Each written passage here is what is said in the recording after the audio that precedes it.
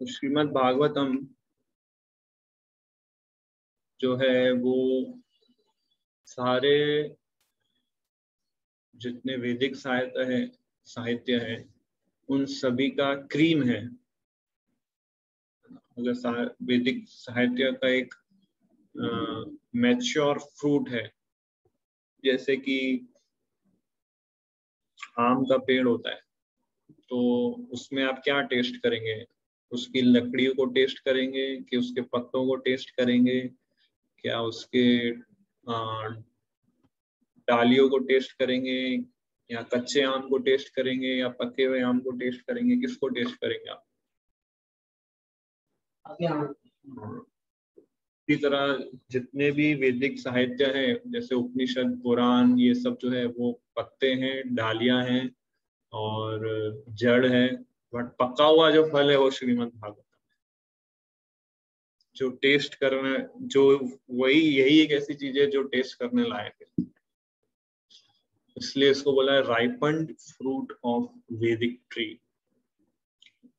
तो इस श्रीमद् भागवतम के अंदर बहुत चीजें हम सीख सकते हैं, है ना। भगवत गीता के अंदर 18 अध्याय हैं और श्रीमद् भागवतम के अंदर 355 अध्याय।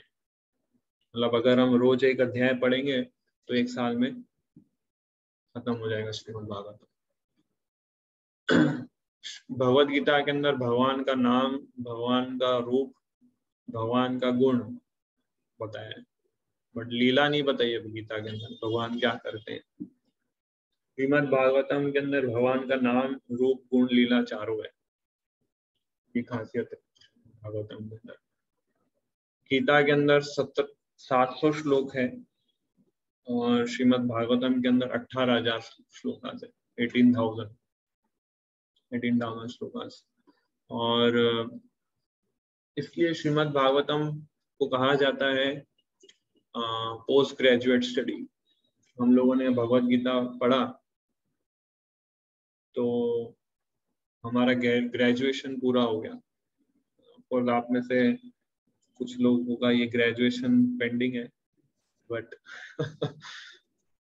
कृष्णा मर्सीफुल है, यहाँ पे सबको कृपा मिलती है फ्री में। सब पास होते हैं, कोई फेल नहीं होता, किसी को फेल नहीं करते हैं। So this is the beauty. तो आफ्टर कंप्लीटिंग बैचलर्स अभी हम मास्टर डिग्री कर रहे हैं, और ऐसे कहते हैं चेतना चेतामृत उसके बाद का स्टेज है जो पोस्ट पीएचडी है, डॉक्टरेट। तो ग्रेजुएशन, बैचलर्स, मास्टर्स और डॉक्टरेट, पीएचडी। सो हमारा बैचलर्स अभी खत्म हो गया, अभी हम मास्टर्स को पढ़ेंगे श्रीमद् भागवतम। एंड श्रीमद् भागवतम जैसे जैसे हम देखेंगे, हम पढ़ेंगे उसको, बहुत सारी चीजें हम लोग डिस्कस करेंगे। बहुत श्रीमद् भागवतम के अंदर मुख्य 10 सब्जेक्ट मैटर्स डिस्कस किए गए हैं। There are 10 subject matters discussed in Shrimad Bhagavatam. So yes, किसी ने मुझे मैसेज किया है कि फर्स्ट कैंटो में 808 श्लोक आ गए। फर्स्ट कैंटो में 800 श्लोक है, मतलब भगवत गीता से 100 श्लोक ज्यादा, almost like Bhagavad Gita but थोड़ा बड़ा। So yes, thank you. So मैं आपके साथ एक स्लाइड शेयर करता हूँ, उसमें हम लोग कुछ स्लाइड रीड करेंगे। बिफोर शेयरिंग, मैं किसे एक्सपेक्ट कर सकता हूँ कि रीड करेंगे, बिकॉज मुझे इतना सारा रीडिंग। यस हर्ष प्रभु, यहाँ थैंक यू। मैं स्क्रीन शेयर करता हूँ, then will continue.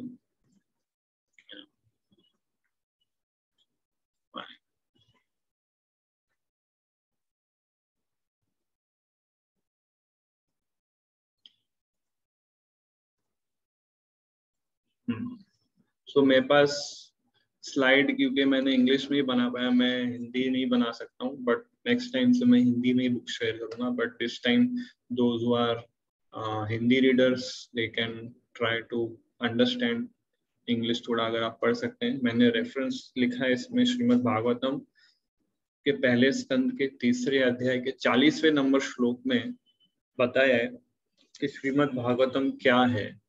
Yes Prabhu, read कर सकते हैं। This Srimad Bhagavatam is the literally incarnation of God, and it is compiled by Srila Vyasadeva, the incarnation of God. It is meant for the ultimate good for all people, and it is all successful, all blissful, and all perfect. तो श्रीमद् भागवतम जो है ये भगवान का पुस्तक अवतार है। भगवान जब नाम के रूप में आते हैं तो हरे कृष्ण महामंत्र के रूप में आते हैं। भगवान जब क्या था वो, भगवान प्रसाद के रूप में आते हैं, भगवान विग्रह के रूप में आते हैं, और किसके पानी के रूप में आते हैं तो गंगा जल में भी गंगा जल, यस, और पुस्तक के रूप में आते हैं तो ये श्रीमद् भागवतम। तो जब गुरु परंपरा भक्तों की कृपा हमें मिलेगी तो ये श्रीमद् भागवतम के रियलाइजेशंस हमारे अंदर आएंगे और और हमारा कृष्णा के प्रति अट्रैक्शन बढ़ेगा। तो ये ऑर्डिनरी ग्रंथ बिल्कुल नहीं है, it is a literary incarnation of God.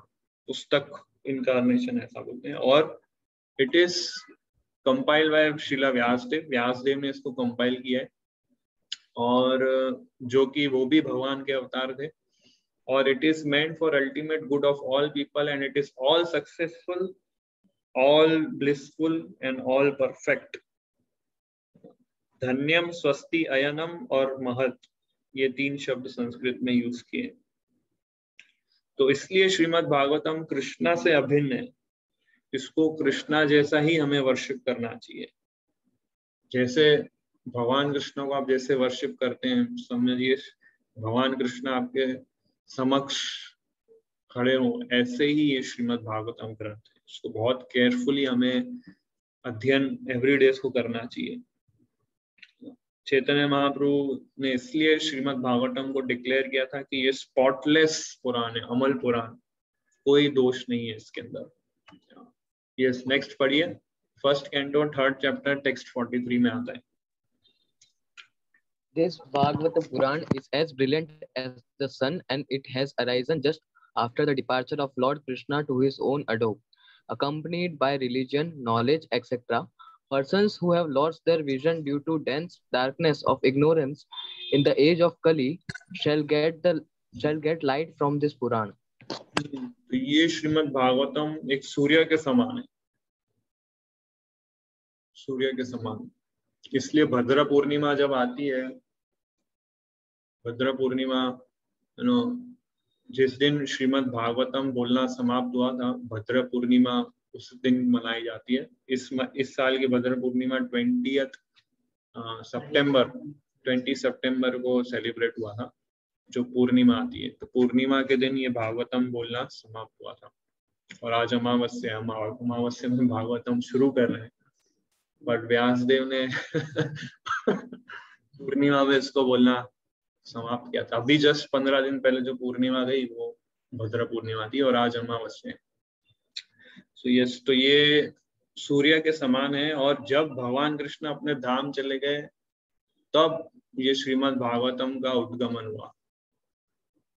तो कलयुग के प्रभाव, जब भगवान अपने धाम चले गए तब कलयुग स्टार्ट हुआ एक्चुअली, और तब ये श्रीमद् भागवतम का अपीयरेंस हुआ। मैं एक आर्टिकल पढ़ रहा था एक डिवोटी का, वो मुझे उस आर्टिकल में एग्जैक्ट डेट बताया है कब वो हुआ था। जैसे भगवान कृष्ण 18 फरवरी 3102 BC को डिसअपियर हुए थे। 18 फरवरी 3102 BC। उसके एग्जैक्ट 30 इयर्स बाद, मतलब 3072 BC में सुखदेव गोस्वामी ने ये श्रीमद् भागवतम परीक्षित महाराज को कहा था। मतलब भगवान जब अंतर्धान हो गए इसके 30 वर्ष के बाद, और उसके 2000 BC मतलब 1000 इयर्स के बाद सूत गोस्वामी ने नैमिषारण्य में ये फिर से कथा बोली थी। और उसके 1000 वर्ष के बाद 1000 BC में महाभारत लिखी थी व्यास देव ने, और 900 AD, अभी 2021 900 AD में व्यास देव ने ये सारे भागवतम लिखना समाप्त किया था, 12 कैंटोस पूरा। तो ये डिटेल हमको भक्ति विनोद ठाकुर देते हैं अपनी पुस्तक में कृष्ण संहिता के अंदर, और वहां पे उन्होंने ये डेट बताई है कि अराउंड 900 AD में ये श्रीमद् भागवतम व्यास देव ने लिखा था। तो ये आर्टिकल मैं जस्ट पढ़ रहा था। इसलिए कलयुग के अंदर जो भगवान कृष्ण ने अवतार लिया है वो 2 रूप में लिया है, एक हरिनाम के रूप में और एक श्रीमद् भागवतम के रूप में। दोनों वैष्णव इन दोनों चीजों को हमेशा गले लगा के रखते हैं, गले में बीड बैग और हाथ में भागवतम, कभी इन दोनों से अलग नहीं होते हैं। तो ये वैष्णव की पहचान है। यस, पढ़िए। Srimad Bhagavatam is the transcendental science not only for knowing the ultimate source of everything, but also for knowing our relation with Him and our duty towards perfection of the human society on the basis of this perfect knowledge. It is powerful reading matter in the Sanskrit language, and it is not rendered into English. Now rendered in English. It is now rendered into English elaborately, so that simply by a careful reading, one will know God perfectly well. So much so that the reader will be sufficiently educated to defend himself from the onslaught of atheists. Over and above this, the reader will be able to convert others to accepting God as a concrete principle.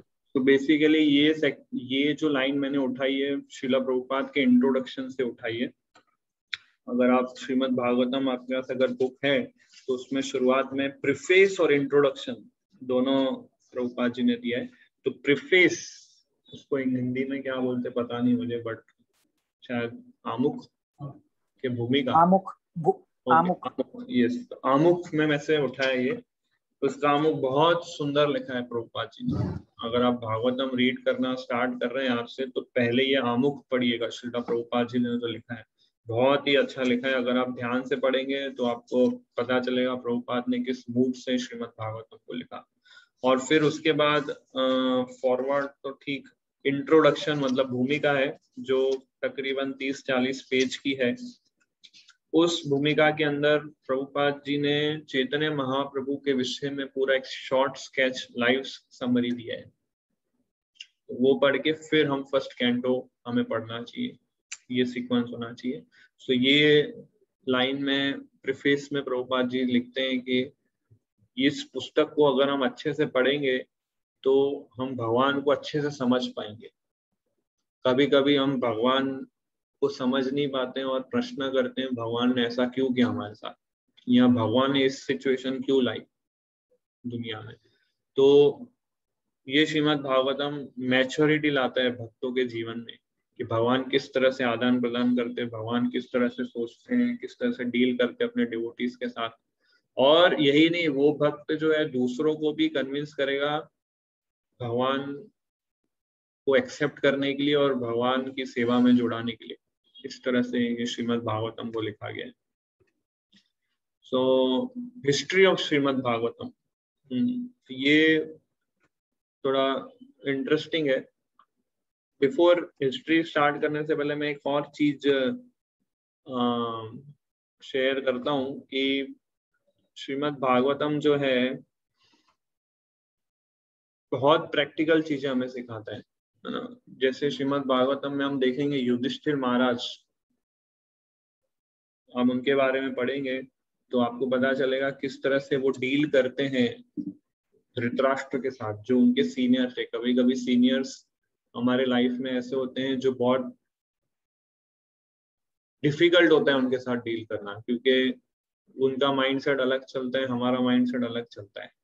तो seniors जो idol standards follow नहीं कर पाते, seniors जो कई बार परेशान करते हैं, उनके साथ कैसे डील करना चाहिए, युधिष्ठिर महाराज के उदाहरण से हम इस फर्स्ट कैंटो में सीखेंगे।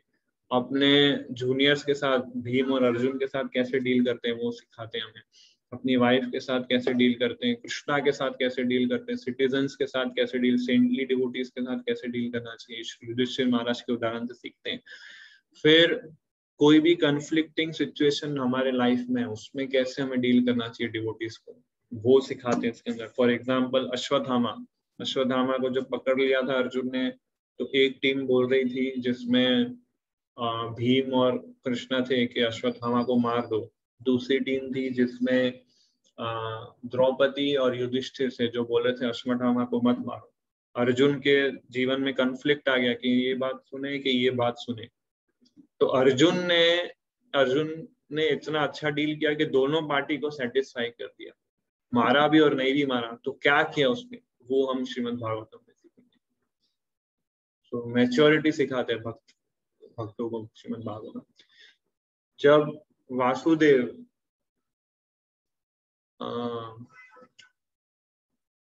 का विवाह हुआ और कंस जो ले जा रहे थे उन दोनों को, वासुदेव और देवकी को, तो कंस के जीवन में भी उस समय क्राइसिस आ गया, फाइट और फ्लाइट। क्योंकि कंस को आकाशवाणी सुनाई दी और उसने बोला कि इसका 8वां पुत्र है, तुम्हारा मृत्यु का कारण बनेगा। तो कंस जो है देवकी को मारने जा रहे थे तलवार उठा के, बट वासुदेव के केस में क्या हुआ, वसुदेव के केस में, कि अगर वो फाइट करते तो कंस के मिनिस्टर लोग और सारे ये सोल्जर्स पकड़ लेते वासुदेव, और कंस अगर भाग जाते तो द्रौपदी मर जाती। तो फाइट भी नहीं कर सकते, फ्लाइट भी नहीं कर सकते। इस सिचुएशन में क्या करने चाहिए।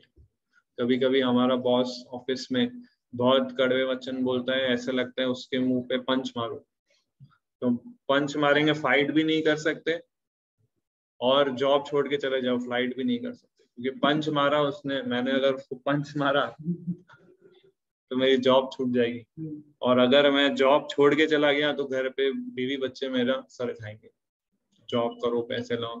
तो कभी कभी ऐसी सिचुएशन आ जाती है कि हम फाइट भी नहीं कर सकते हैं और वहां से भाग भी नहीं सकते हैं। उस समय हमें क्या करना चाहिए, श्रीमद् भागवतम हमको सिखाता है। सो सिमिलरली 4th कैंटो, चौथे स्कंद में ध्रुव महाराज पृथु महाराज के एपिसोड में हम सीखते हैं कि कैसे हम लोगों को फॉरगिव करें, कैसे हम लोगों को फॉरगेट करें, इवन जो हमारे शत्रु है उनके साथ भी कैसे हम व्यवहार रखें, कैसे हमारा सॉफ्ट हार्ट होना चाहिए, कैसे हमारी ईर्ष्या को प्रेम में कन्वर्ट करना चाहिए। तो ये बहुत सारी चीजें हैं जो हम श्रीमद् भागवतम से सीख सकते हैं अगर हम अच्छे गाइडेंस पर रहकर उसको पढ़ेंगे, सुनेंगे, श्रवण करेंगे। नित्यम भागवत सेवया, रेगुलर इसे हमें श्रवण करना चाहिए ना। कुछ लोग श्रीमद् भागवतम की सप्ताह बिठाते हैं, 1 लाख रुपए, 10 लाख रुपए, गुजरात में एक ज्यादा ट्रेडिशन है इसका, बट ये शास्त्रों के अगेंस्ट में एक ऐसी सप्ताह नहीं होनी चाहिए। बट नित्यम भागवत सेवा, एवरीडे श्रीमद् भागवतम होना चाहिए। और इसलिए श्रीला प्रभुपाद जी ने पूरे विश्व के इस्कॉन मंदिर में हर रोज सुबह प्रातःकालीन श्रीमद् भागवतम क्लास रखा है, जिसमें हम एवरीडे श्लोक बाय श्लोक इसको स्टडी करते हैं, रिफर करते हैं। सुबह 7:45 से 8 के बीच में हर इस्कॉन मंदिर में श्लोक बाय श्लोक श्रीमद् भागवतम का पाठ होता है। इस्कॉन के डिवोटीज भी भागवत सप्ताह करते हैं, बट उनका पर्पस होता है प्रीचिंग का। उनका पर्पस होता है कि लोगों तक ये भागवतम संदेश पहुंचे। और अगर लोगों का माइंडसेट ऐसे चलता है कि हम तो सप्ताह ही अटेंड करेंगे, तो हम लोग फिर वो मूड में रखते हैं। पर एक्चुअली सप्ताह जो बाहर के लोग करते हैं उनका इंटेंशन होता है पैसे कमाना और रिचुअल्स और रेगुलेशंस को फॉलो करना। बट इस्कॉन डिवोटीज ये दोनों को साइड में रख के श्रीमद् भागवतम बोलते हैं। तो अभी श्रीमद् भागवतम की शुरुआत कैसे होती है, इंटरेस्टिंग है स्टोरी। अभी पूरा स्टोरीज बहुत सारी आएगी, तो आप लोग ध्यान से सुनिएगा। थोड़ा भी मन इधर उधर आपका जाना नहीं चाहिए, नहीं तो लिंक टूट जाएगा। तो होता ऐसे है कि जब भगवान कृष्ण अपने धाम में चले जाते हैं तो श्रीमती राधा रानी के पास एक तोता होता है, और उस तोते का नाम होता है शुका। वो एकदम मेन पैरट होता है राधा रानी का। तो एक्चुअली पैरट लोग क्या करते हैं गोलोक वृंदावन में, श्रीमती राधा रानी के पास करोड़ों करोड़ों पैरट्स हैं गोलोक वृंदावन में। वो पैरट्स क्या करते हैं कि पूरे वृंदावन में जाते हैं और सारी इंफॉर्मेशन लेके आते हैं और वृंदा देवी और श्रीमती राधा रानी दोनों को रिपोर्ट करते हैं कि आज क्या क्या हुआ श्रीमद वृंदावन धाम में। अभी भी आप वृंदावन धाम अगर जाएंगे, हम जाएंगे कुछ दिन बाद, तब हम जाएंगे तो वहां पे भी अभी भी आपको पैरट्स दिखेंगे। स्पेशली वृंदा कुंड आप जाएंगे तो वहां पर, तो ये जो पैरट्स है उनकी क्या सेवा है कि वृंदावन में जो भी लीला हो रही है, किसके घर में क्या हो रहा है, जैसे भगवान कृष्ण को अगर मान लो गाय चराने जाना हो या फिर किसके घर माखन चुराने जाना हो, तो किसी पैरट को बुलाते हैं कि किसके यहाँ जाऊँ, कहाँ पे अच्छी सिचुएशन है। पैरट उसको पूरा अरेंज करके बताते हैं ऐसा ऐसा है, और then Shri Krishna start his divine lila. So तो ऐसा एक पैरट था जो लीडर था, उसका नाम था शुका। वो राधा रानी का सबसे प्रिय पैरट था। तो राधा रानी भी अपने धाम जा रही थी, तो ये पैरट भी बोला मैं भी आ रहा हूँ। तो श्रीमती राधा रानी ने बोला कि नहीं, आपको यही रहना है। पर पैरट फिर बोले कि अभी कलयुग का प्रभाव है, मैं बिल्कुल एग्री नहीं करता आपके बात से, मुझे आना है आपके साथ। बट श्रीमती राधा रानी ने somehow उसको कन्विंस किया कि आप रहिए। सो और कहा उनको, उस पैरट को कहा कि अगर आप श्रीमद् भागवतम को रेगुलर पढ़ोगे ना तो कलयुग के प्रभाव से प्रोटेक्ट रहोगे। तब जाके ये शुका कन्विंस हुआ कि श्रीमद् भागवतम श्रवण करना है। इसलिए मैं सोचता हूँ कभी कभी कई बार कि व्हाट्सएप ग्रीन कलर का क्यों है, क्योंकि वो भी कम्युनिकेशन सब जगह फैलाता है और सब चीजें व्हाट्सएप से चलती है ग्रीन कलर। इसलिए फेमस है वो एक्चुअली। सो तो ये जो शुका था, राधा रानी चले गई, भगवान कृष्ण चले गए, ये पैरट यहीं रह गया। तो ये पूरी पृथ्वी घूमने लगा, कहाँ पे श्रीमद् भागवतम कथा हो रही है, कहाँ पे श्रीमद् भागवतम कथा हो रही है। घूमते घूमते घूमते ये पहुंच गया कैलाश धाम, और वहां पे भगवान शिव पार्वती को ये श्रीमद् भागवतम सुना रहे थे एक पेड़ के नीचे। तो जनरली श्रीमद् भागवतम जब शिव जी सुना रहे थे तो सुनते सुनते 5वां स्कंद आया। तो 5वें स्कंद में पार्वती माता को नींद आ गई, क्योंकि 5वां स्कंद बहुत थोड़ा टेक्निकल होता है। उसमें ये बताया है कि यूनिवर्स कहाँ है और सोलर सिस्टम कहाँ है, पृथ्वी कहाँ है, जम्बू द्वीप और ये सारे वर्षा सब बताए। तो सुनते सुनते थोड़ी नींद आ गई। तो शिव जी कथा करते हैं, पार्वती बोलती है, रिस्पॉन्ड करती है। कभी हम बोलते हैं ना, कोई हमें सुनाते हैं, हम क्या बोलते हैं, राइट, ऐसा हम करते हैं। तो पार्वती इस तरह से ऐसा कर रही थी, बट फिर उनको नींद आ गई। बट उनका ये जो हाँ बोलना जो था वो चालू रहा, क्योंकि शिव जी को सुनाई दे रहा था ऐसा। तो फिर शिव जी की नजर गई पार्वती पे, तो देखा ये तो सो रही है और फिर भी आवाज आ रही है, रिस्पॉन्ड कर रहा है कि यस। तो फिर पार्वती की आंख खुल जाती है। तो शिव जी पूछते हैं कि तुम सो रही थी, पर कोई मुझे रिस्पॉन्ड कर रहा था कि मैं सुन रहा हूँ, तो कौन सुन रहा था तुम्हारे अलावा। तो ढूंढा इधर उधर, तो उनकी नजर गई उस पैरट में, शुका के ऊपर। तो शिव जी को बहुत क्रोध आया, क्योंकि शिव जी ऐसा सोचते थे कि ये श्रीमद् भागवतम केवल क्वालिफाइड व्यक्ति ही सुन सकता है।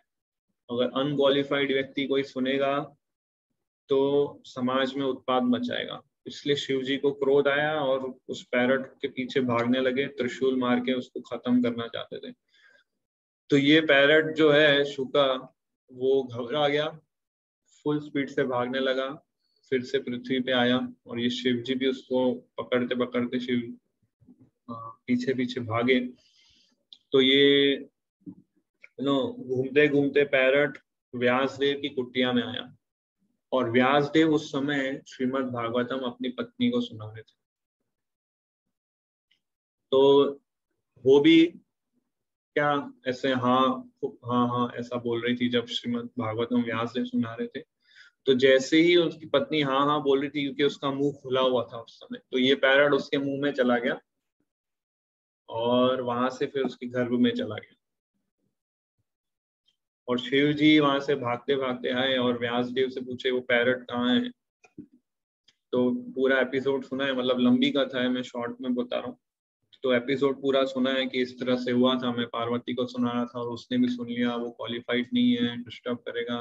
तो व्यासदेव ने शिव जी को समझाया कि जो श्रीमद् भागवतम सुनता है वो अमर हो जाता है, उसकी कभी मृत्यु नहीं होती है, इसलिए तुम उस पैरट को मार नहीं सकते। तब शिव जी को रियलाइज होता है कि श्रीमद् भागवतम कितना महत्वपूर्ण ग्रंथ है, इसलिए फिर शिव जी चले जाते हैं। व्यासदेव बोला अभी तुम इसे नहीं मार सकते, उसने श्रीमद् भागवतम का श्रवण किया है, यू कैन नॉट किल। तो ये जो पैरट फिर जब व्यासदेव की पत्नी के गर्भ में रहे तो 12 वर्ष तक उस गर्भ में रहे। और व्यासदेव ने व्यासदेव और उनकी पत्नी दोनों को चिंता हो गया कि ये इसका डिलीवरी क्यों नहीं हो रही है इसकी। तो ये पता चलता है कि एक्चुअली वो जो गर्भ में जो गए, वो जो पैरट था उसका नाम फिर हो गया सुखदेव गोस्वामी, जो श्रीमद् भागवतम के स्पीकर बने 3200 BC में।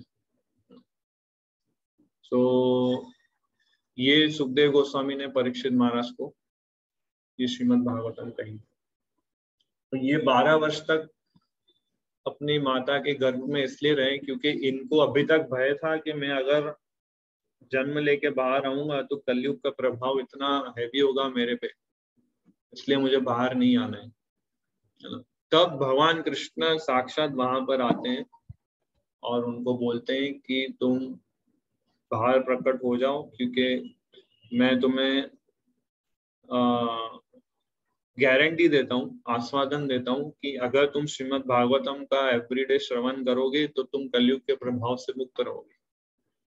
और फिर सुखदेव गोस्वामी रेडी होते हैं और वो अपीयर होते हैं वहां पर।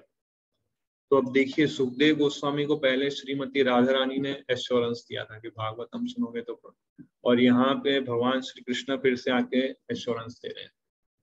सो कृष्णा और राधा रानी दोनों का एश्योरेंस मिलता है सुखदेव गोस्वामी को, इतना ये महान ग्रंथ है श्रीमद् भागवतम।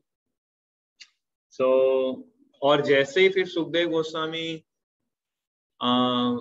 प्रकट होते हैं, तुरंत घर छोड़ के चले जाते हैं, फुल टाइम ज्वाइन होने इस्कॉन मंदिर में। तो जैसे, क्योंकि उन्हें पता है मैं अगर इधर रहूंगा ना फिर से कुछ इंटेंगल्ड आ जाएगा, कोई अटैचमेंट आ जाएगा, कोई घर से ये आ सकती वो आ सकती, मैं फंसना नहीं चाहते थे। और सीधा गर्भ से निकले और सीधा घर छोड़ के चले गए और जंगल की तरफ जाने लगे। तो ये जाने लगे क्योंकि कृष्णा में ये एब्जॉर्ब थे। व्यासदेव उनके पिता पीछे पीछे भाग रहे थे और ये सुखदेव गोस्वामी आगे आगे भाग रहे थे। इसका अगर पिक्चर मेरे पास, तो व्यासदेव को भी चिंता होने लगी कि मेरे पास ये श्रीमद् भागवतम का नॉलेज है, इसको मैं आगे स्प्रेड कैसे करूंगा, ये जो मेरा पुत्र है ये तो घर छोड़ के जा रहा है। तो व्यासदेव को एक आइडिया है कि इसको भी वापस कैसे लाएं। व्यासदेव ने अपने 2 शिष्यों को श्रीमद् भागवतम में से 2 श्लोक लिख के दिए। ऐसा बोला ये 2 श्लोक जाओ और सुखदेव गोस्वामी को सुनाओ, वो वापस आ जाएगा। तो ये 2 शिष्य जाते हैं, एक नया प्रोजेक्ट इनको मिलता है सुखदेव गोस्वामी को ढूंढने, और उनको 2 श्लोक सुनाते हैं 10वें स्कंद से। 10वें स्कंद में वो श्लोक सुनाते हैं जिसमें जब भगवान कृष्ण पूतना का वध करते हैं और अहो बकिया ऐसा कुछ नाम है श्लोक, ऐसे 2 श्लोक होते हैं। उसमें एक श्लोक में भगवान कितने मर्सीफुल है उसका वर्णन है, और दूसरे श्लोक में भगवान कितने सुंदर है, ब्यूटीफुल है, उसका वर्णन है। तो ये 2 श्लोक जब सुनते हैं सुखदेव गोस्वामी तो कृष्णा से इतने अटैच हो जाते हैं, कृष्णा के इतने एब्सॉर्ब हो जाते हैं कि वो बेहोश हो जाते हैं। और फिर वो पूछते हैं उनसे कि ये किसने दिया आपको श्लोक, मुझे और श्रवण करना है इनका। तब वो एग्री होते हैं और फिर घर आते हैं और व्यासदेव उनको पूरे 12 कैंटोस पूरा भागवतम श्रवण कराते हैं। तो सुखदेव गोस्वामी पूरा श्रीमद् भागवतम इस तरह से सुनते हैं और फिर घर छोड़ के निकल जाते हैं श्रीमद् भागवतम सुन के। तो इसलिए सुखदेव गोस्वामी के एपिसोड से हम 2 महत्वपूर्ण लेसन सीखते हैं। पहला कि हमेशा हमें ऑथराइज सोर्स से सुनना चाहिए, है ना। कोई भी यूट्यूब पे या व्हाट्सएप पे कोई वीडियो डाल दे और ये लेक्चर सुनो और वो क्लास सुनो, ये सब ये कोई भी, ये सारे अनऑथराइज्ड वे है सुनने के। हमेशा ऑथराइज्ड वे से ही हमें सुनना चाहिए श्रीमद् भागवतम, ऑथराइज्ड स्पीकर से सुनना चाहिए। और दूसरा, श्रीमद् भागवतम को हमें डेली पढ़ना चाहिए। कोई हम में से कोई कह नहीं सकता कब हमारी मृत्यु आएगी, कभी हमें क्या हो जाए, वी नेवर नो। एक्चुअली कलयुग के अंदर स्पेशल कलयुग है ये, क्योंकि सतयुग, द्वापर युग और त्रेता युग में श्रीमद् भागवतम नहीं था पुस्तक के रूप में। पुस्तक के रूप में ये सिर्फ कलयुग के अंदर ही आया है, इसलिए कलयुग बहुत स्पेशल है। तो कलयुग में श्रीमद् भागवतम पढ़ने से सारी बुरी आदतें, सारे भौतिक मटेरियल कंटेमिनेशन, सारे बुरे विचार हम श्रीमद् भागवतम पढ़ के हटा सकते हैं। श्रीमद् भागवत हमें जो रिक्वायर्ड है वो सब चीजें श्रीमद् भागवतम के अंदर दी है, और जो चीज श्रीमद् भागवतम के अंदर नहीं दिया है वो सब माया है। सब के सब जो भी चीज श्रीमद् भागवतम में नहीं है वो माया है। इसलिए ये ग्रंथ अपने आप में पूरा कंप्लीट है, इस कंप्लीट, कुछ भी कमी नहीं है इस ग्रंथ के अंदर। तो हमें मृत्यु के भय से ये मुक्त करता है श्रीमद् भागवतम। परीक्षित महाराज जो होते हैं वो भगवान कृष्ण के ग्रेट ग्रैंडसन होते हैं, मतलब अर्जुन के ग्रैंडसन। ये परीक्षित महाराज जो होते हैं वो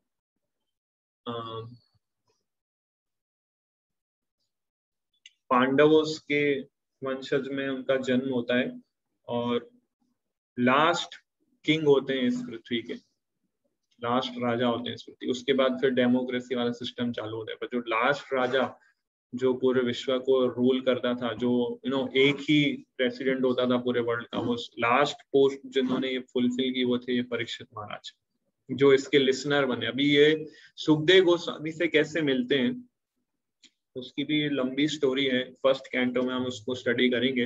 बट जब बहुत लंबी स्टोरी है, मैं अभी आपको ये डिस्क्राइब नहीं करूंगा, जब हम इस सेक्शन में आगे के सेक्शन पढ़ेंगे तो उसमें आएगा।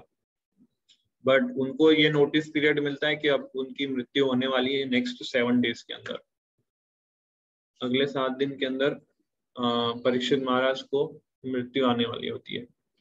तो इसलिए वो सब राजपाट छोड़ देते हैं और गंगा किनारे, गंगा के तट पे वो ऋषि मुनियों के सभा में बैठते हैं और प्रश्न पूछते हैं उनसे कि जब कोई व्यक्ति की मृत्यु आने वाली होती है तो उसके लिए सबसे बेस्ट कार्य क्या है, उस समय उसको क्या करना चाहिए जब उसकी मृत्यु आने वाली होती है। तो ये प्रश्न, जैसे ही वो ये प्रश्न बोलते हैं तुरंत वहां पे सुखदेव गोस्वामी प्रकट हो जाते हैं और सारे ऋषि मुनिगण लोग म्यूचुअली एग्री होते हैं कि इस प्रश्न का उत्तर केवल सुखदेव गोस्वामी ही दे सकते हैं। हालांकि सुखदेव गोस्वामी उस समय केवल 16 ईयर्स ओल्ड के ही थे, 16 वर्ष के ही थे, और सारे ऋषि मुनि उनके सीनियर थे। और म्यूचुअली सब एग्री होते हैं कि सुखदेव गोस्वामी इस प्रश्न का उत्तर दे सकते हैं। और फिर सुखदेव गोस्वामी उनको ये श्रीमद् भागवतम सुनाते हैं। तो ये श्रीमद् भागवतम जब सुखदेव गोस्वामी स्टार्ट करते हैं बोलना परीक्षित महाराज को, तब देवी देवता वहां प्रकट होते हैं और उनके हाथ में एक अमृत का पॉट होता है। तो वो अमृत का पॉट वो लोग किसको दे रहे होते हैं? परीक्षित महाराज को दे रहे होते हैं कि ये लो, आप अमृत पॉट पी लीजिए, आप अमर हो जाएंगे, आपकी मृत्यु नहीं आएगी 7 दिन के अंदर, चिंता मत कीजिए आप। ऐसा प्रपोजल आता है श्रीमद् भागवतम शुरू करने से पहले। बट जैसे ही ये प्रपोजल आता है, सुखदेव गोस्वामी है ना देवता को तुरंत बोलते हैं कि तुम्हें पता नहीं चलता है, तुम लोगों की कांच के टुकड़े के सामने हीरे की कोई वैल्यू नहीं है।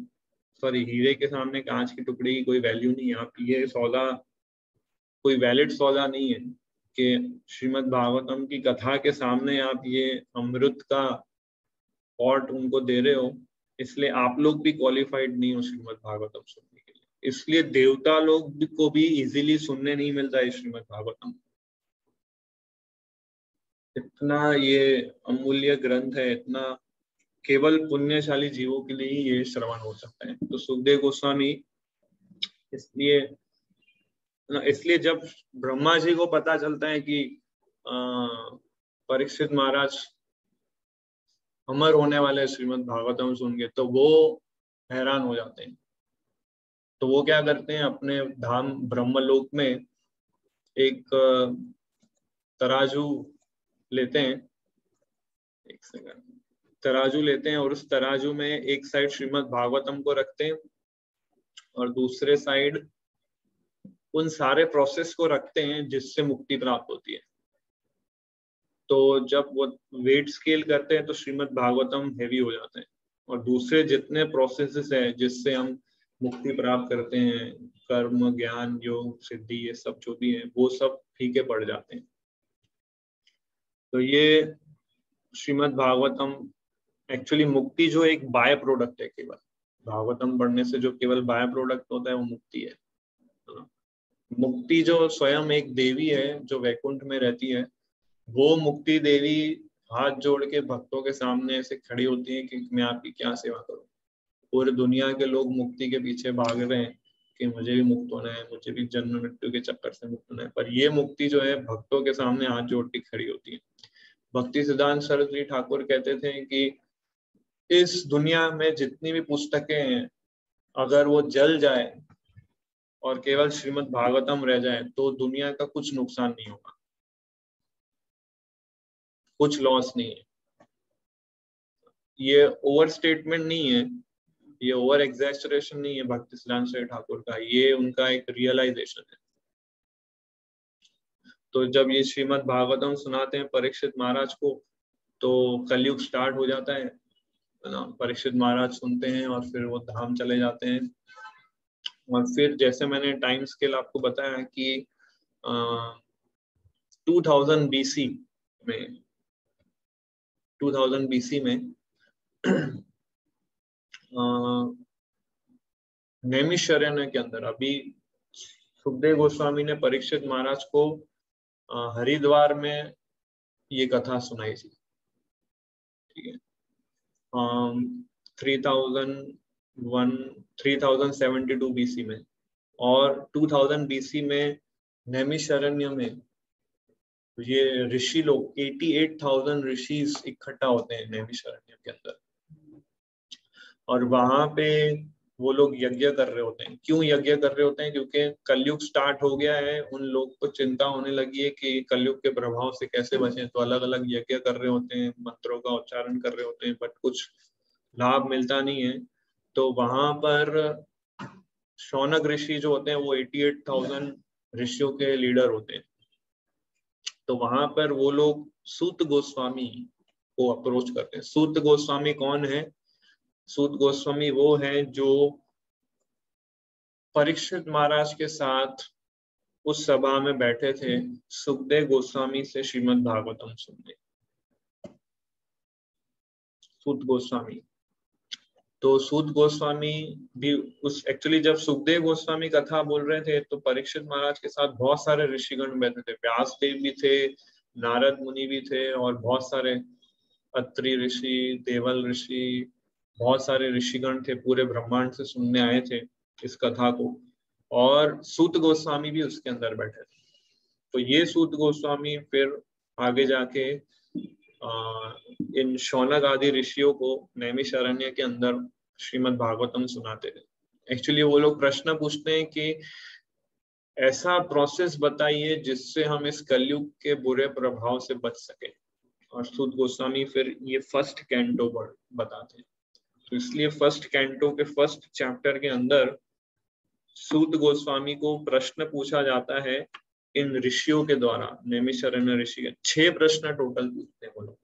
तो यहाँ से फर्स्ट कैंटो का फर्स्ट चैप्टर शुरू होता है।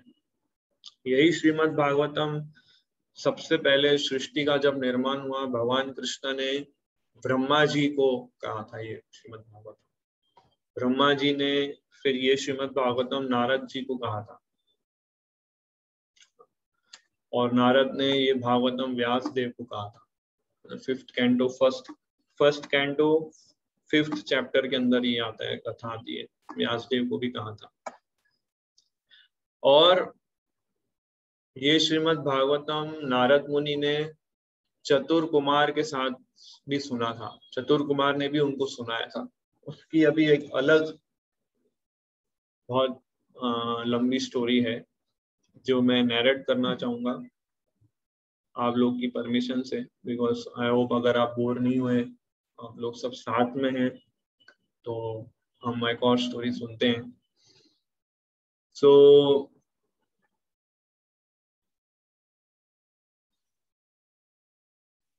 एक सेकंड। तो ये श्रीमद् भागवतम नारद मुनि ने कैसे सुना? 4 कुमार से। ये प्रश्न एक्चुअली वो भी पूछते हैं, शौनक ऋषि भी पूछते हैं सूत गोस्वामी को। तो सूत गोस्वामी उनको एक स्टोरी सुनाते, बहुत अच्छी स्टोरी है वो, और बहुत हमसे रिलेट भी करती है वो स्टोरी।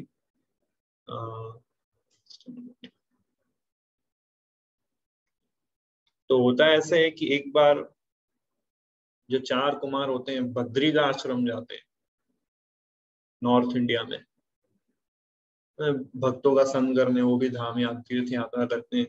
तो वहां पे वो नारद मुनि को मिलते हैं। तो और वो नारद मुनि के पास जाते हैं, पूछते हैं कि तुम इतने घबराए हुए हो क्यों हो, इतने चिंतित क्यों हो, कहाँ से आ रहे हो तुम, और इतना भाग कर रहे हो, ऐसा पूछ रहे हैं। तो नारद मुनि उनको रिप्लाई करते हैं कि मैं अभी अभी पूरी पृथ्वी का भ्रमण करके आ रहा हूँ। मैं सब तीर्थों में गया, पुष्कर, प्रयाग, काशी, गोदावरी, हरिद्वार, कुरुक्षेत्र, सब हो गया है, बट कहीं भी मुझे पीसफुल जगह नहीं मिली भजन करने के लिए, क्योंकि अभी कलयुग स्टार्ट हो गया है।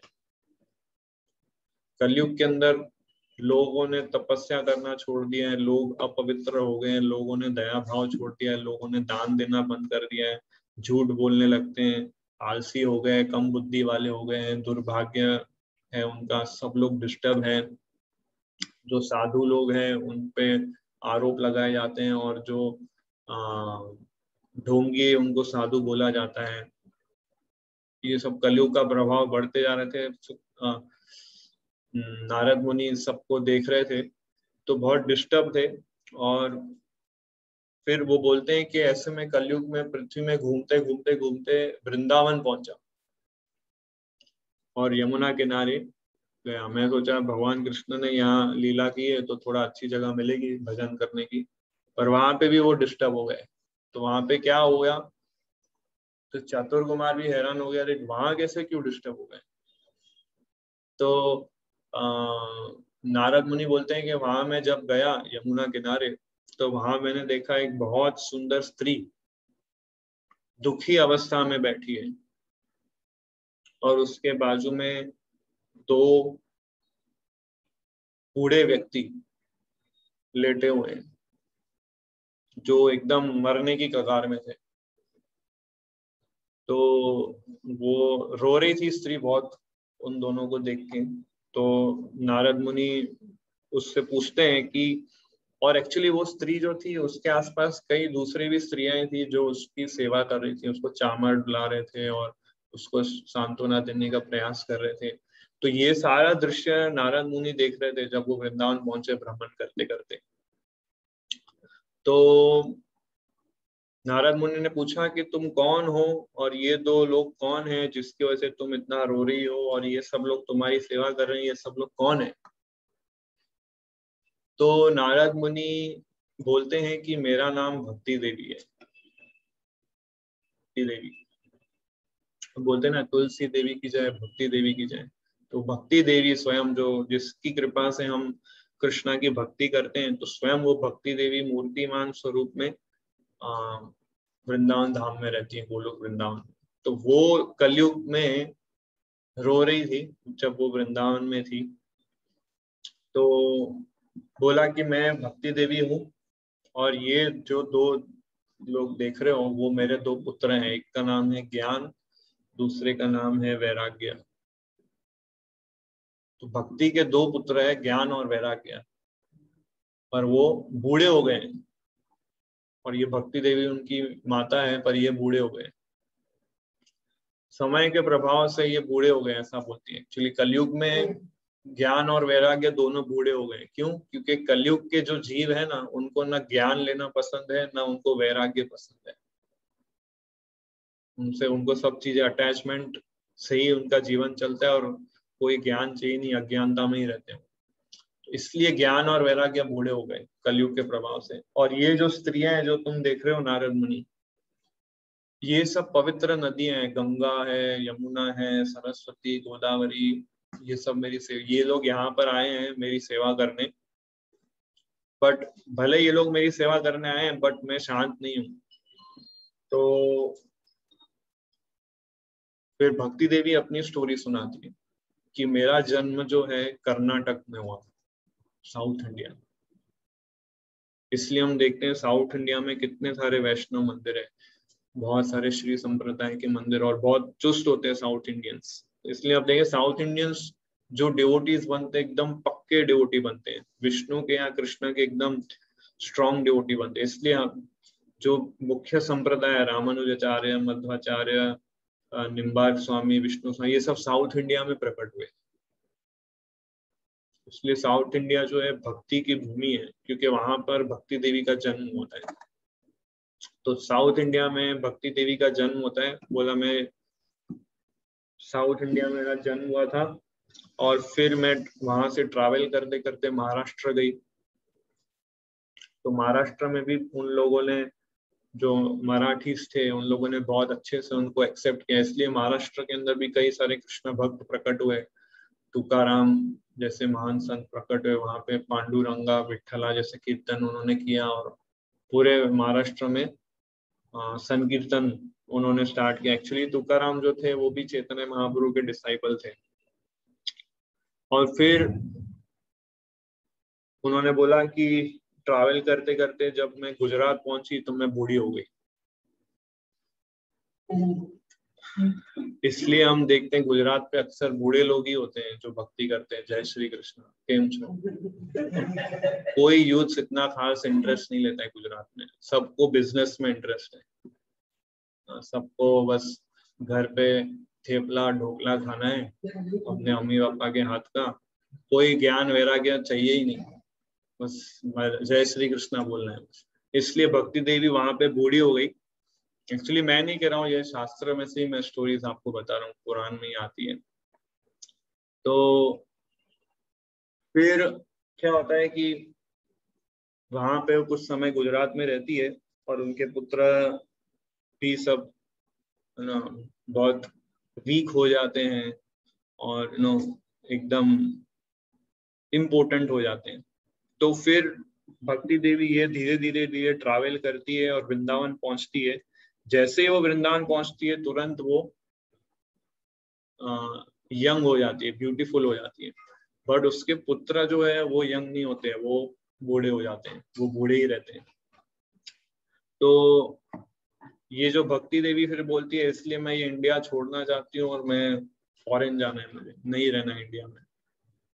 तो ये पॉइंट से हम समझते हैं कि प्रभुपाद जी आते हैं और वो भक्ति देवी को ले जाते हैं फॉरेन कंट्रीज में, और वहां पे भक्ति देवी को वो मैनिफेस्ट करते हैं। इसलिए प्रचार, क्योंकि भक्ति देवी ने बोला था उस समय नारद मुनि को कि मैं ये इंडिया छोड़ के जाऊंगी, इंडिया में नहीं रहना है, मतलब भारत भूमि में। तो वहां से ये प्रिडिक्शन आता है। तो एक्चुअली भक्ति देवी को चिंता होती है कि मैं तो यंग हो गई पर ये लोग बूढ़े रह गए, ज्ञान और वैराग्य, ऐसा क्यों, नारद मुनि से पूछती है। तो नारद मुनि उसको बताते हैं कि ये जो वृंदावन भूमि है वो भक्ति देवी की भूमि है, यहाँ पर ज्ञान और वैराग्य नहीं चलेगा। मतलब भक्ति जो है वो ज्ञान और वैराग्य दोनों से ऊपर है। जो व्यक्ति अच्छे से भक्ति करता है, सिंसियरली भक्ति करता है, अपने आप उसके अंदर ज्ञान और वैराग्य प्रकट होता है। ये एक्सप्लेनेशन देते हैं कौन कौन प्रभु जी। हाँ, नारद मुनि, ज्ञान देखो। यस प्रभु। प्रभु जी, यस यस।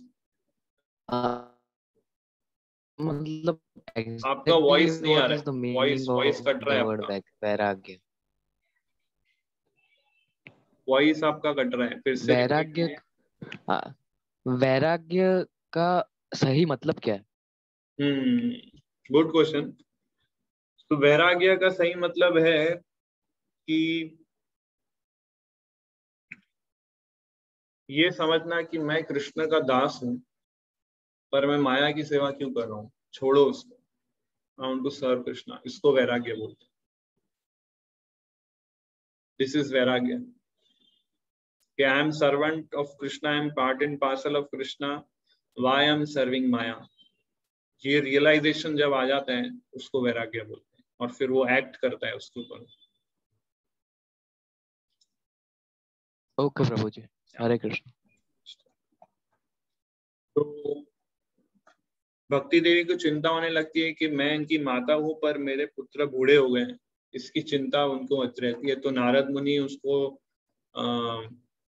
आश्वासन देते हैं कि मैं प्रयास करूंगा तुम्हारी समस्या को सॉल्व करने का, पर क्या है, तुम एक बात समझ लो भक्ति देवी कि अभी कलयुग स्टार्ट हो गया है, कलयुग ने अपना प्रभाव दिखाना चालू कर दिया है, क्योंकि भगवान कृष्ण अपने धाम में चले गए। परीक्षित महाराज, फिर भक्ति देवी पूछती है यह प्रश्न कि परीक्षित महाराज को इतना समझ में नहीं आया, उन्होंने कलयुग को क्यों नहीं मारा, कलयुग के सर पे, कलयुग के गले में उन्होंने चाकू रख दिया था पर मारा क्यों नहीं, ऐसा भक्ति देवी प्रश्न पूछती नारद। ये हालत जो है आज उस वजह से, अगर उन्होंने कलयुग को मार दिया होता तो आज ये परिस्थिति मुझे देखना नहीं पड़ता। तब नारद मुनि उसको एक्सप्लेन करते हैं कि एक्चुअली भक्ति देवी होता ऐसा है कि जो परीक्षित महाराज थे वो समझ चुके थे क्या होने वाला है आगे। उन्हें पता था कि कलयुग जब स्टार्ट होगा तो लोग हमेशा दुखी रहेंगे, लोग बहुत कष्ट में रहेंगे, दुर्भाग्य होगा उनका, कम बुद्धि वाले रहेंगे। पर कलयुग अगर शुरू नहीं होगा तो इन लोग का उद्धार नहीं होगा। परीक्षित महाराज को पता था कलयुग में अगर ये लोग हरि कथा सुनेंगे, हरि कीर्तन करेंगे, केवल इतना ही करेंगे तो उन सबका उद्धार हो जाएगा। परीक्षित महाराज को ये पता था कि कलयुग के जीव जो है वो ना तपस्या कर सकते हैं, ना दान दे सकते हैं, ना ज्ञान ले सकते हैं, और हमेशा काम क्रोध लोभ मोह के प्रभाव में रहेंगे, उनका मन कंट्रोल में नहीं रहेगा और ज्ञान उनके अंदर होगा नहीं।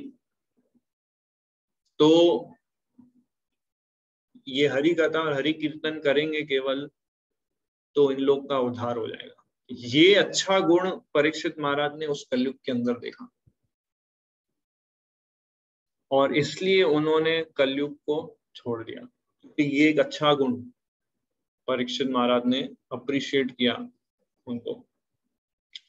सो ये जब भक्ति देवी सुनती है तब भक्ति देवी को थोड़ा ये रियलाइज होता है कि परीक्षित महाराज जो बोल रहे हैं एक्चुअली वो सही बोल रहे हैं, और उनको थोड़ा सांत्वना मिलता है। बट फिर परीक्षित महाराज आगे बोलते हैं उनको कि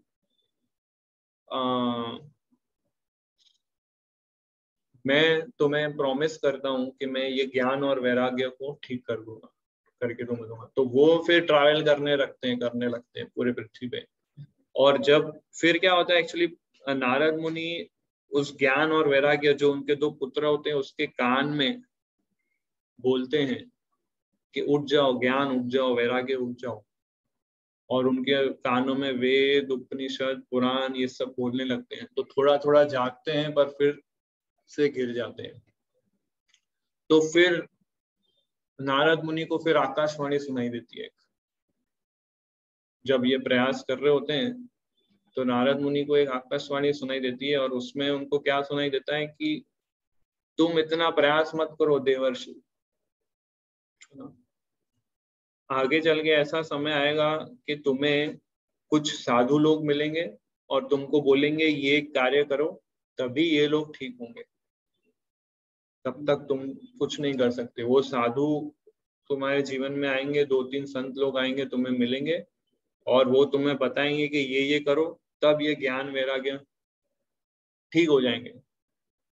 और ये सुन के वो लोग, मतलब नारद मुनि समझ नहीं पाए कि ये क्या बोल के ये मुझे क्या सुनाई दिया। तो अब वो सोच में पड़ गए, ये लोग साधु लोग मुझे कहाँ मिलेंगे और वो लोग मुझे क्या बताएंगे। तो वो नारद मुनि पूरे पृथ्वी को पे घूमने लगे। सब ऋषि मुनि के पास गए कि ये सीन हुआ था, भक्ति देवी है और ये इसके 2 पुत्र हैं, तो मैंने ये भविष्यवाणी आकाशवाणी सुनी है, तो आप कुछ बता सकते हैं क्या? तो वो सब ऋषि मुनि बोलने लगे ऐसा संभव ही नहीं है कुछ कि आप उसके कान में बोलोगे और वो ठीक हो जाएगा। तो ये लोग कभी रिवाइव नहीं हो सकता इन लोग का। तुमने इतने वेद पुराण शास्त्र वेदांत भगवत गीता भी सुना दी तो भी उनका कुछ हो नहीं रहा है, तो मुझे नहीं लगता है कोई सॉल्यूशन होगा। तो नारद मुनि बहुत बहुत बहुत डिप्रेस्ड हो गए कि अभी मैंने तो भक्ति देवी को प्रॉमिस भी किया है ठीक होने के लिए, और चिंता में आ गए। तो वो चिंता उनको सता रही थी और वो ट्रैवल करते करते बद्री का आश्रम में गए, और वहां पे किसको मिलते हैं? 4 कुमार को मिलते हैं और उनको ये समस्या बताते हैं। आई होप आप लोग सब ध्यान से सुन रहे हो, है ना, कहीं लिंक छूटा नहीं होगा आप लोगों का। बट वहां पे फिर वो नारद मुनि 4 कुमार को मिलते हैं और 4 कुमार को सॉल्यूशन बोलते हैं। तो 4 कुमार को प्रॉब्लम बताते हैं और फिर 4 कुमार उनको सॉल्यूशन बताते हैं कि देखो मैं तुम्हें बताता हूँ कि भक्ति ज्ञान और वैराग्य ये तीनों सुखी कैसे हो सकते हैं। क्या बताते हैं उनको? श्रीमद् भागवतम सुनाते हैं पूरा।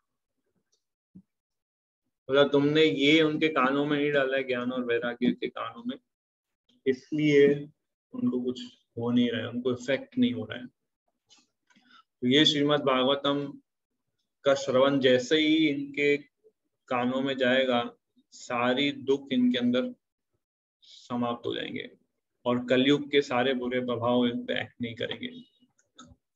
फिर नारद मुनि पूछते हैं कि मैंने ज्ञान और वैराग्य के अंदर वेद उपनिषद गीता सब सुना है, वो इफेक्ट नहीं करेगा, आपका ये श्रीमद् भागवतम क्यों इफेक्ट करेगा? ऐसा नारद मुनि प्रश्न पूछते हैं।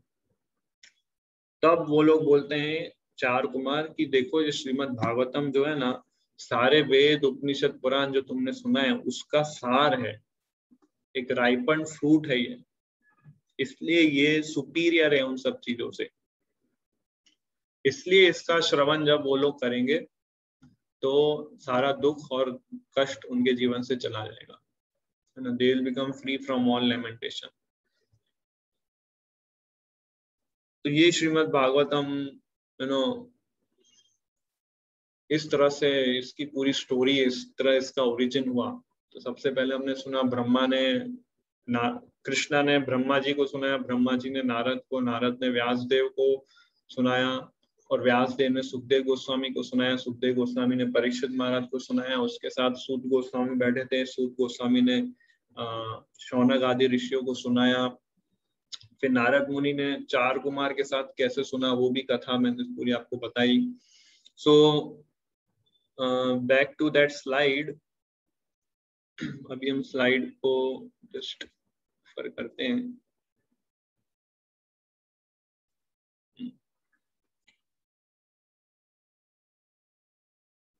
या तो ये हिस्ट्री ऑफ श्रीमद् भागवतम है। तो जैसे आप पिक्चर में देख रहे हैं, भगवान कृष्ण ने ब्रह्मा जी को ये सुनाया, ब्रह्मा जी ने ये फिर नॉलेज नारद को दिया, नारद ने ये नॉलेज व्यासदेव को दिया, व्यासदेव ने ये नॉलेज सुखदेव गोस्वामी को दिया, सुखदेव गोस्वामी ने ये नॉलेज परीक्षित महाराज को दिया। यस ब्रो, ये अगर कोई पढ़ सकता है तो।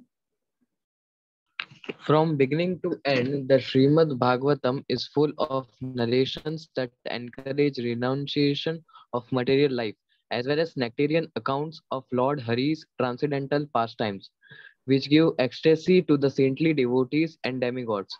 This Bhagavatam is the essence of all Vedanta philosophy because its subject matter is the absolute truth, which, while not non-different from the spirit soul, is the ultimate reality, one without a second. The goal of this literature is exclusive devotional service unto the supreme truth. ये श्रीमद् भागवतम के अंदर है। भगवान की सिर्फ लीलाएं हैं भक्तों के साथ, और उनके साथ आदान प्रदान जो हुआ था वो सब। तो ये सबसे इम्पोर्टेंट स्लाइड है। श्रीमद् भागवतम जो है टोटल इसके अंदर 12 स्कंद है ना। श्रीमद् भागवतम जो है पूरा एक्चुअली श्रीमद् भागवतम के जो 12 स्कंद है वो भगवान के दिव्य शरीर से कंपेयर हुआ है उसका। जैसे भगवत गीता हम पढ़ते हैं तो भगवत गीता में भगवान कृष्ण ने फाइनल कंक्लूजन क्या दिया होता है, किसी को अगर कुछ याद हो? फाइनल इंस्ट्रक्शन अर्जुन को क्या दी भगवान कृष्ण ने गीता में? कि तुम सारे धर्मों को छोड़ के मेरी शरण में आ जाओ। राइट। सर्वधर्मान् परित्याज्य माम एकम शरणं व्रज अहम त्वां सर्व पापेभ्यो मोक्षयिष्यामि मा शुचा। Bhagavad Gita chapter 18 text 66। तो ये इंस्ट्रक्शन जब कोई फॉलो करता है तो भगवान कृष्ण के चरण कमलों को वो प्राप्त करता है, क्योंकि उसने सारी चीजों पे धर्मों को छोड़ के भगवान कृष्ण की शरण ली है, तो भगवान कृष्ण के चरणों को वो प्राप्त करता है। तो इसलिए जब वो श्रीमद् भागवतम पढ़ता है, सॉरी भगवत गीता पढ़ता है, समझ जाता है, सरेंडर होता है कृष्ण के प्रति, तभी वो श्रीमद् भागवतम को समझ पाता है। क्योंकि श्रीमद् भागवतम के जो पहले 2 स्कंद है वो भगवान के 2 चरणों से कंपेयर किए, 2 लोटस फीट ऑफ कृष्णा। ये जो पहले 2 चरण कमल है कृष्णा के, वो पहले 2 स्कंद है, और जो पैर है लेग्स वो 3rd और 4th कैंटो है, और 5th कैंटो भगवान का जो नाभि है, 6th कैंटो भगवान का चेस्ट है, 7वां कैंटो भगवान के आर्म्स है, 7th कैंटो और 8th कैंटो ये दोनों भगवान के 2 आर्म्स, 9th कैंटो भगवान का थ्रोट मतलब गला है, 10वां स्कंद जो है जिसमें भगवान कृष्ण की सारी लीलाएं हैं, 10वां स्कंद वो भगवान का ब्यूटीफुल लोटस फेस है। 11वां स्कंद जो है भगवान का फोरहेड है, और 12वां स्कंद भगवान का मस्तिष्क हेड है। तो ये श्रीमद् भागवतम जो है पूरा भगवान के लिम्स से अभिन्न है, क्योंकि जैसे मैं बताया भगवान जो है लिटरली इनकारनेशन है श्रीमद् भागवतम भगवान कृष्ण का। और साइड बाय साइड ये श्रीमद् भागवतम के अंदर total 10 subject, total 10 subjects of Shrimad Bhagavatam है ना। वो मैं आपको जो स्लाइड में शेयर कर लेता हूँ, so let quickly we can. जैसे मैंने ये बताया आपको, अगर आप इस स्लाइड को ध्यान से देखेंगे तो ये सारे 1 to 12 कैंटोस और भगवान के कौन से लिम्ब से इसका कंपैरिजन हुआ है वो है, और जो ब्लैक हाईलाइटेड पॉइंट है वो 10 टॉपिक है श्रीमद् भागवतम के अंदर। इंट्रोडक्शन तो ठीक है, बट सर्ग, विसर्ग, स्थान, पोषण, ऊति, मनवंतर, ईशानुकथा, आश्रय, मुक्ति, निरोध, ये 10 सब्जेक्ट मैटर श्रीमद् भागवतम के अंदर। पूरे 12 स्कंद के अंदर केवल ये 10 विषयों की चर्चा की है। अगर आपको याद हो तो भगवत गीता के अंदर ऐसे कुछ विषय हैं जो भगवान चर्चा करते मुख्य, कौन से वो विषय हैं और कितने हैं, अगर किसी को याद हो तो वो बता सकते हैं। हरे कृष्ण प्रभु जी। यस प्रभु। भगवान ने ईश्वर के बारे में बताया है, प्रकृति के बारे में बताया है, जीव के बारे में बताया है, शाश्वत काल के बारे में बताया है और सभी प्रकार के कर्मों के बारे में बताया है। ये 5 विषय भगवद गीता के। Very good, correct. So Bhagavad Gita के अंदर मुख्य 5 वस्तुओं की चर्चा की है, आत्मा, परमात्मा, प्रकृति, काल और कर्म।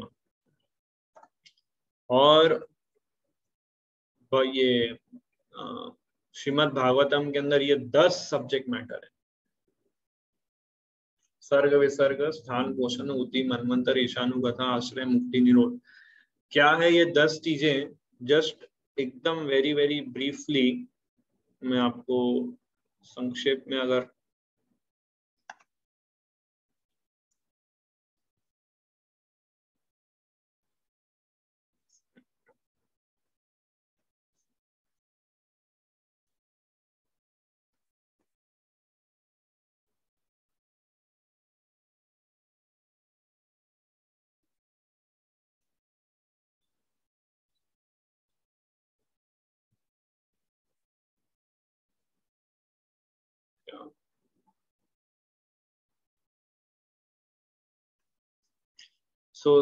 सर्ग मतलब क्रिएशन, मतलब भगवान ने कैसे इस ब्रह्मांड को क्रिएट किया, वो डिस्क्रिप्शन है इसके अंदर। ऐसा नहीं है भागवतम के अंदर बस भगवान कृष्ण की लीला है और कुछ नहीं है, पूरा साइंस है, पूरा विज्ञान है इसके अंदर, फिजिक्स, केमिस्ट्री, सब चीजों का ना।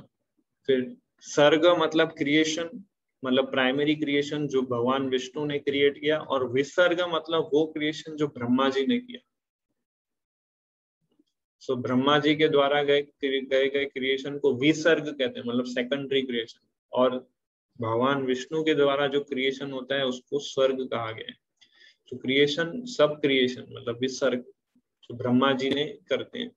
फिर प्लैनेटरी सिस्टम्स के बारे में बताया है, भगवान किस तरह से अपने भक्तों को प्रोटेक्ट करते हैं, मतलब पोषणम, वो बताया है। क्रिएटिव इम्पेटस मतलब उति के कुछ क्रिएट करने की इच्छा भक्तों के अंदर या भगवान के अंदर हो, स्पीशियस इनऑस्पिशियस जो भी, उसका डिस्क्रिप्शन है। फिर मनवंतर यानी कि हर मनुओं का डिस्क्रिप्शन, जैसे एक ब्रह्मा जी के एक दिन में 14 मनुज आते हैं, तो सभी मनुओं का डिस्क्रिप्शन होता है। तो अभी जो करंट मनु है वो 7वें मनु है। तो वो 7वें मनु कौन है, कहाँ रहते हैं, पहले 6 मनु कौन थे, और आगे के 7 मनु कौन से आएंगे, फ्यूचर पूरा, वो भी पूरा श्रीमद् भागवतम के अंदर है। ईशानु कथा मतलब भगवान के भक्तों की डिस्क्रिप्शन, चंद्रवंश, सूर्यवंश का डिस्क्रिप्शन। फिर आश्रय मतलब भगवान कृष्ण की सारी लीलाएं, द्वारका, मथुरा, वृंदावन, हस्तिनापुर, सब। मुक्ति के बारे में बताया है, और ये सारी चीजें, क्रिएटिव इम्पेटस, मनवंतर, भगवान का विज्ञान, मुक्ति, समन बोमन। समन बोनम मतलब